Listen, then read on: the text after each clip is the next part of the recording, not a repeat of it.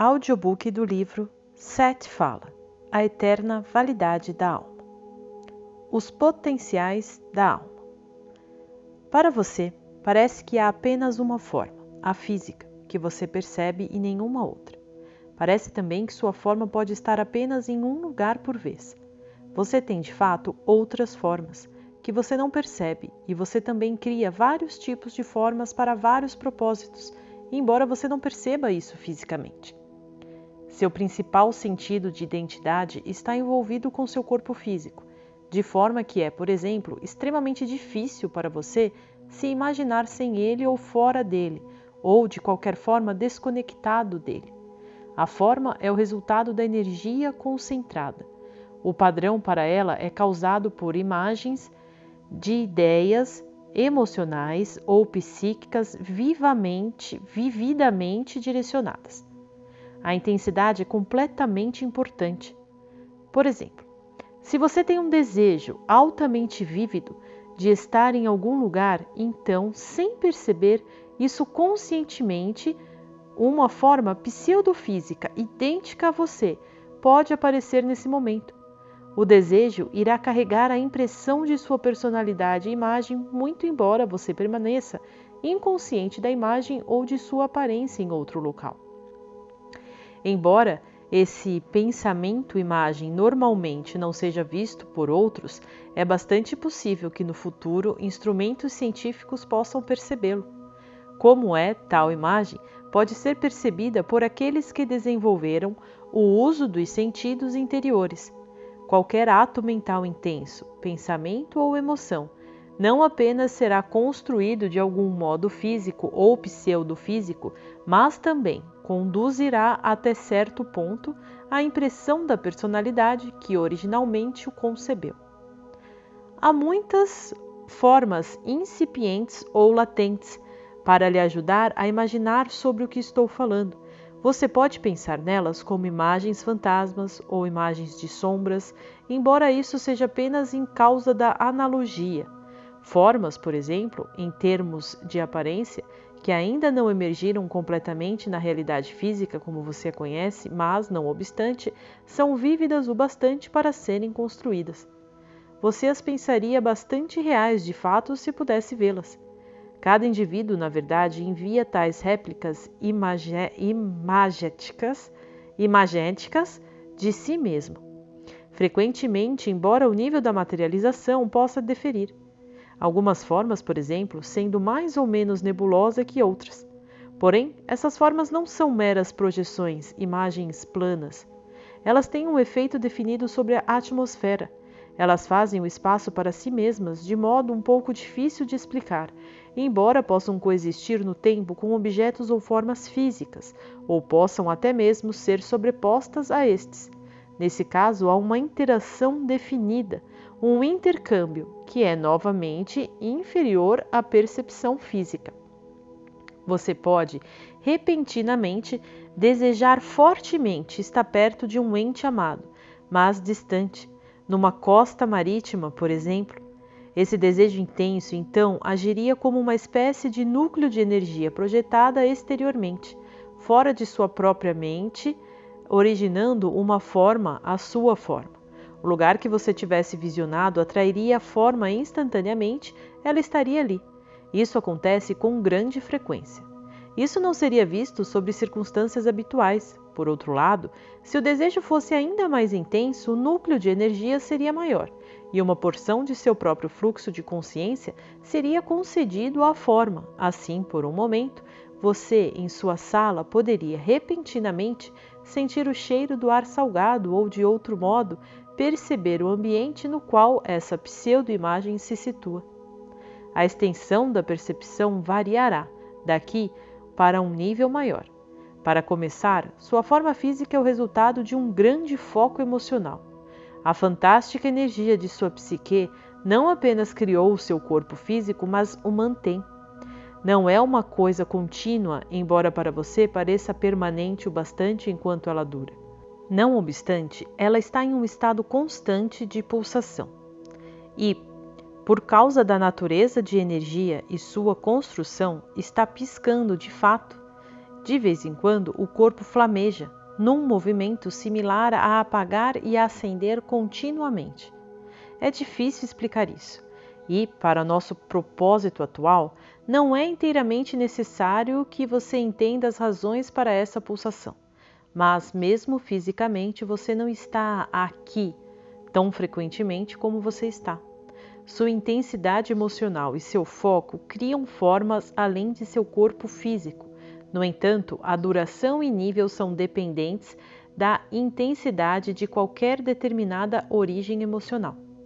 Seu espaço, consequentemente, é repleto de formas incipientes bastante vívidas, mas aquém da estrutura regular da natureza que você percebe. Estas projeções, então, na verdade, são enviadas constantemente. Alguns instrumentos científicos mais sofisticados que você tem agora mostrariam claramente não só a existência destas formas, mas também vibrações em ondas variadas de intensidade, cercando esses objetos físicos que você percebe. Para deixar isso mais claro, olhe para qualquer mesa em frente de você na sala. Ela é física, sólida, e você percebe isto facilmente. Agora, a título de analogia, imagine, se você puder, que atrás da mesa existe outra exatamente igual a ela, mas não necessariamente física, e que atrás dessa há outra, e outra atrás de cada uma, mais difícil de perceber, desvanecendo-se em invisibilidade. E em frente à mesa há uma mesa exatamente igual a ela, aparecendo apenas um pouco menos física do que a mesa, entre aspas, real. Ela também tendo uma sucessão de mesas menos físicas estendendo-se externamente, e o mesmo acontecendo para cada lado da mesa. Agora, qualquer coisa aparece em termos físicos, existe em outros termos que você não percebe. Você percebe apenas realidades quando elas alcançam um certo nível, quando elas parecem fundir-se em matéria, mas elas verdadeiramente existem e são bastante válidas a outras condições. Também há realidades que são relativamente mais válidas que a sua própria. Em comparação, estritamente para uma analogia, por exemplo, sua mesa física pareceria como uma sombra em contraste, quase, como aquelas mesas sombrias que imaginamos. Você teria uma espécie de supermesa nesses termos. O seu não é um sistema de realidade formada pela maioria da concentração intensa de energia, porém. É simplesmente aquela para a qual você está virado, parte e parcela dela. Você percebe-a simplesmente por essa razão. Outras porções de você mesmo, no entanto, das quais você não está conscientemente alerta, habitam o que chamaria de um supersistema da realidade, no qual a consciência aprende a lidar e perceber mais fortes concentrações de energia e a construir realmente formas de uma natureza diferente. Sua ideia de espaço é então altamente distorcida, já que o espaço para você é simplesmente onde nada é percebido. Ele é, obviamente, repleto de todos os tipos de fenômenos que não causam nenhuma impressão sobre seus mecanismos de percepção. Agora, em várias formas e ocasiões, você pode se virar para essas outras realidades em algum nível, e você faz isso espasmodicamente. Embora, em muitos casos, a experiência seja perdida, porque não é registrada fisicamente. Pense novamente nesta forma que você enviou ao oceano. Embora não estivesse equipada com seus próprios sentidos físicos, era você até certo ponto capaz de perceber. Você projetou sua desconhecida mente, mas através de leis bastante naturais. A forma construída a partir do intenso desejo emocionado, a imagem então segue suas próprias leis da realidade até certo ponto e num nível menor do que você tem uma consciência. Você é, usando novamente uma analogia, enviado por um super-eu que desejou fortemente a existência na forma física. Você não é nenhum boneco desse super-eu. Você seguirá suas próprias linhas de desenvolvimento e, através de meios bastante difíceis de explicar aqui, você soma a experiência do super-eu e também estende a natureza da realidade deste super-eu. Você também assegura seu próprio desenvolvimento e é capaz de utilizar as habilidades do super-eu. Nem você será engolido pelo eu que nesses termos parece tão superior. Porque você existe, você envia projeções de si mesmo, como mencionado anteriormente. Não há um final para a realidade da consciência, tampouco razão para sua materialização. Nem há algum fim para o possível desenvolvimento de cada identidade. Deixe-me fazer isso claro novamente. Sua personalidade presente, como você pensa que é, de fato, indelével. Como você pensa que é, de fato, indelével e continua a crescer e a se desenvolver após a morte. Menciono isso novamente no meio de nossa presente discussão. Assim, você não se sente perdido, ou negado, ou insignificante. Há, obviamente, um número infinito de gradações nos tipos e modos das formas das quais temos falado. Essa energia que é projetada de nosso super-eu, que reluz de intensa identidade, que resulta em nosso nascimento físico, aquele ímpeto único, de um modo, tem muitas similaridades com o velho conceito de alma, exceto que contém apenas uma parte da história. Embora você continue a existir e a se desenvolver como um indivíduo, todo o seu eu, ou alma, tem tal vasto potencial que nunca pode ser expresso completamente através de uma personalidade, como agora, há pouco, foi explicado num capítulo anterior. Agora, através de um foco emocional bastante intenso, você pode criar uma forma e projetá-la para outra pessoa, que pode então percebê-la. Isso pode ser feito consciente ou inconscientemente, e isso é muito importante. Essa discussão não se refere à chamada forma astral, que é algo inteiramente diferente. O corpo físico é a materialização da forma astral.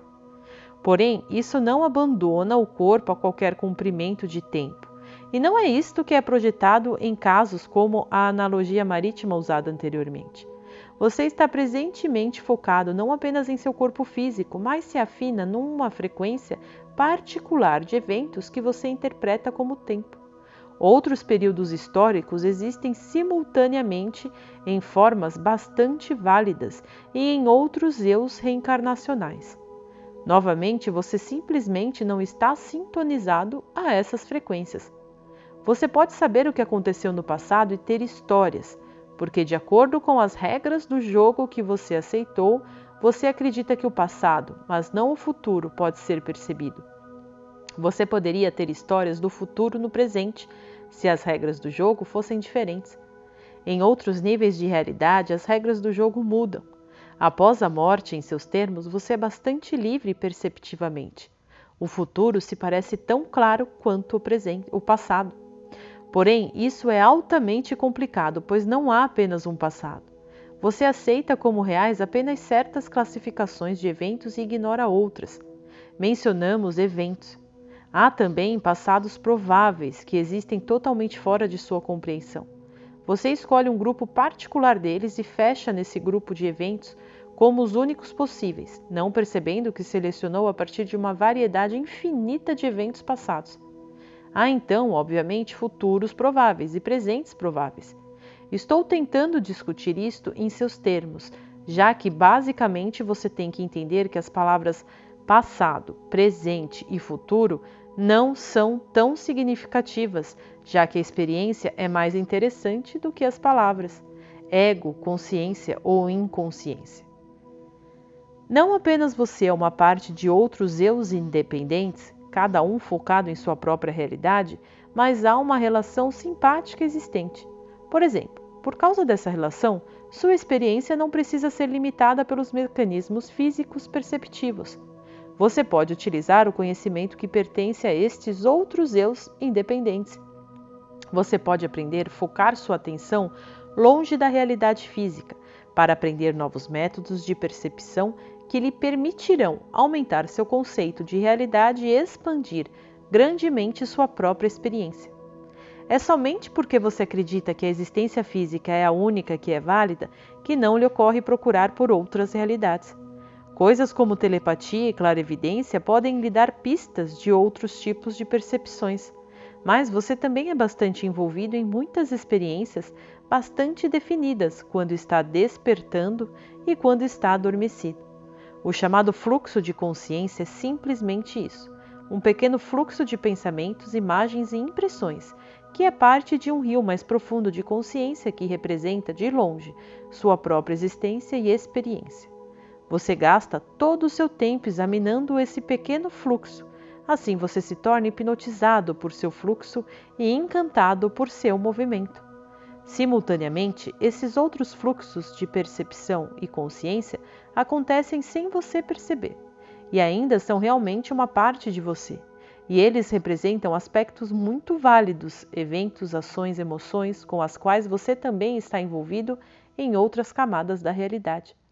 Você é tão ativo e vividamente interessado nestas realidades como o é na qual presta mais atenção agora. Agora, como você está meramente preocupado com seu corpo físico e com o seu eu físico como uma regra, você dá atenção ao fluxo da consciência que parece lidar com isso. Porém, estes outros fluxos de consciência estão conectados com outros eu-formas que você não percebe. Em outras palavras, o corpo é simplesmente uma manifestação do que você é em uma realidade, mas nestas outras realidades você tem outras formas. De qualquer modo, basicamente, você não está divorciado desses outros fluxos de consciência. Apenas seu foco de atenção lhe tira deles e dos eventos nos quais eles estão envolvidos. Se você pensa em seu fluxo de consciência como transparente, consequentemente, então, você pode aprender a olhar através e aquém dele, para os que repousam em outros lugares de realidades.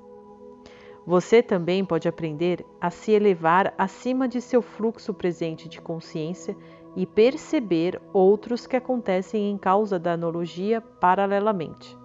A verdade é que você é limitado apenas ao eu que você conhece se você pensar que é, e se você não percebe isso, aquele eu está longe de sua inteira realidade.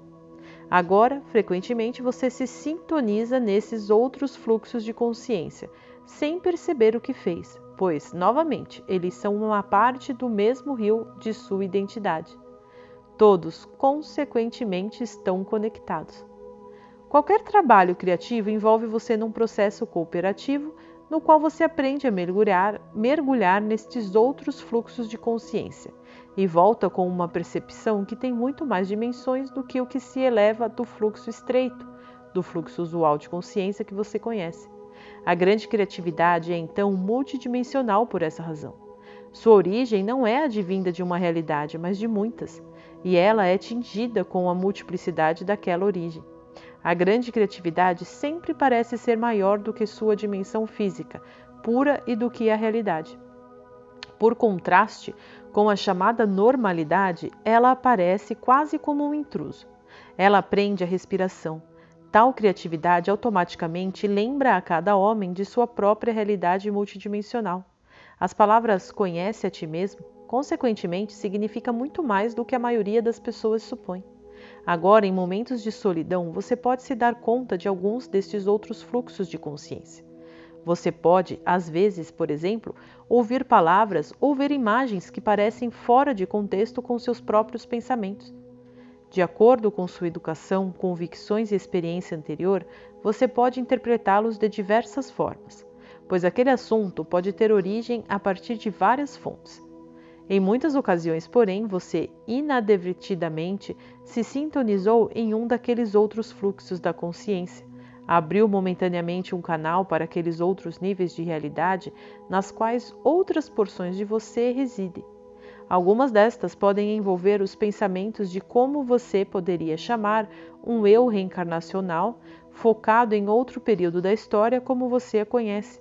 Você poderia, ao contrário, pegar um evento no qual um provável eu estivesse envolvido, de acordo com sua inclinação, flexibilidade psíquica, curiosidade e desejo por conhecimento.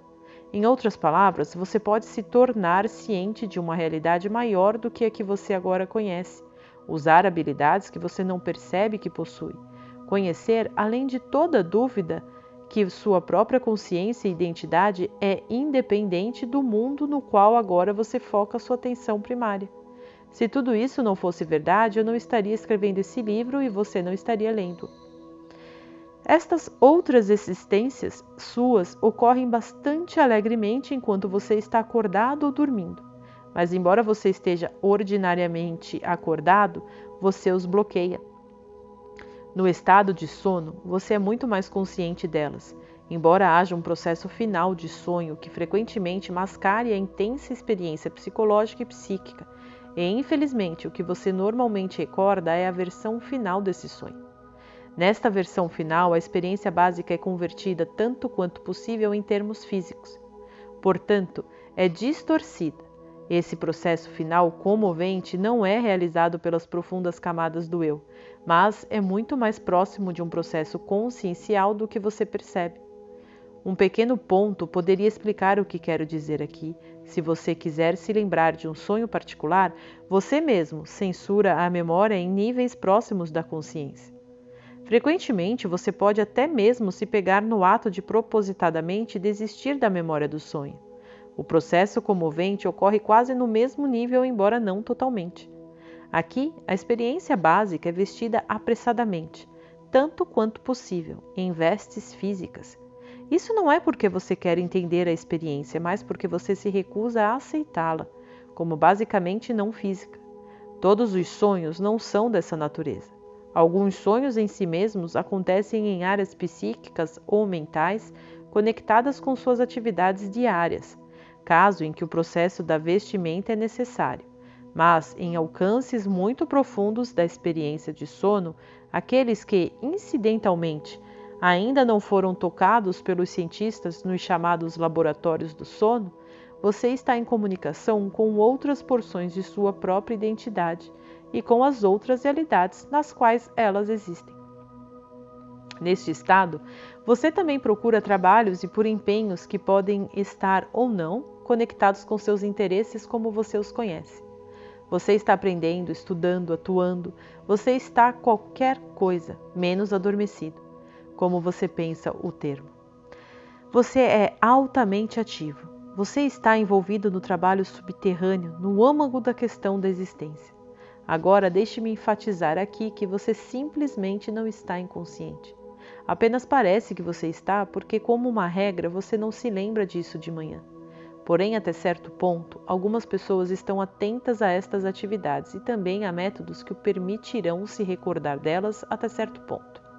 Não quero minimizar a importância de seu estado de consciência, como, por exemplo, você lê este livro. Presumivelmente você está acordado, mas em muitas formas quando você está acordado. Está descansando, muito mais do que está quando está em seu chamado estado noturno inconsciente. Assim, numa extensão maior, você percebe sua própria realidade e é livre para usar as habilidades que durante o dia você ignora ou nega. A um nível muito simples, por exemplo, sua consciência frequentemente deixa seu corpo no estado de sono. Você se comunica com pessoas em outros níveis de realidade que você conheceu, mas muito além dessa, você criativamente mantém e revitaliza sua imagem física. Você processa a experiência diária, projeta isso para o que entende como futuro e escolhe, a partir de uma infinidade de eventos prováveis, aqueles que você realizará fisicamente e começa os processos mentais e psíquicos que os trarão para o mundo da substância. Ao mesmo tempo, você faz estas informações disponíveis para todas estas outras porções de sua identidade, que residem em realidades inteiramente diferentes, e você recebe delas informações comparativas. Você não perde contato com o seu eu ordinário desperto. Você simplesmente não se foca nisto. Você tira sua atenção. De dia, você simplesmente inverte o processo. Se você estivesse olhando para seu eu diurno normal, de outro ponto de vista, usando uma analogia aqui, você poderia achar aquele eu fisicamente atuante tão estranho quanto acha o eu adormecido agora. A analogia não parará, no entanto, simplesmente porque este seu eu adormecido é mais inteligente do que o eu atuante, do qual você é tão orgulhoso.